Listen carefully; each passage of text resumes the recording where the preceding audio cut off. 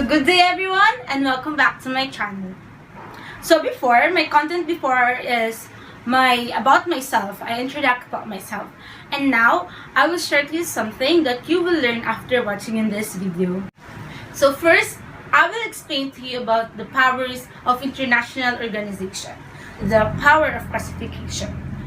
So when you say power of classification, it's the ability to classify objects, events, and they give their own meaning of the definition of new categories of UN High Commissioner for Refugees. So the second is the power to fix meaning. It is the states rather, an organization will be the source of information of giving the meaning they create various policies, the safety net from military violence. And the third and the last power of the international organization is the power to defend norms. The ability to spreading, implementing values, and they want the states to practice by establishing, articulating, and transmitting norms and legitimate state behavior. So second, I will going to explain to you about the organs of the United Nations. There are 5 organs of the United Nations. First is the General Assembly. Second is the Security Council. Third is the Economic and Social Council. The fourth is the International Court of Justice. And the fifth is the Secretariat.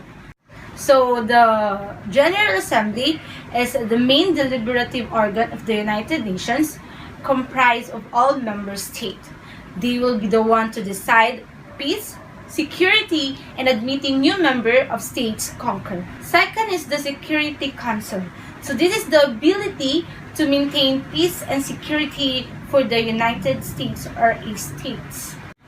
Third one is the Economic and Social Council, the principal body of the coordinating, policy review, policy dialogue, and recommendation on social and environment issue.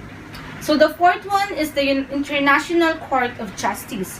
So the United Court will settle legal dispute only between nations and not between individuality.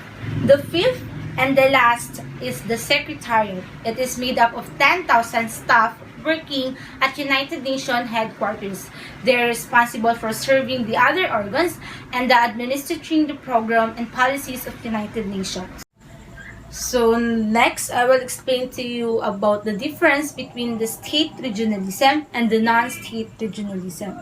So state regionalism is involved of almost all governments in the world. It is referred to the policies, economic, associated with a formal program. While the non-state of regionalism, or called as new regionalism, it is a shift of global politics and the intensification of globalization.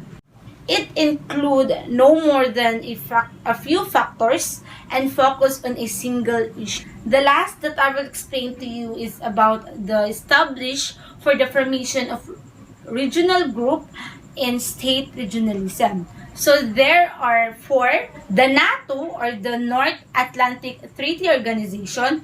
It is established during the Cold War to protect from military. It's the OPEC, or the Organization of the Petroleum. Exporting countries, it was established by all exporting countries to produce or protect rather the resources. Next is the NAM, or the Non-Alignment Movement. It was established to protect their independence and don't want to be part of major global politics group. So lastly is about the Association of Southeast Asian Nation. So these are the countries under the Southeast Asian nations.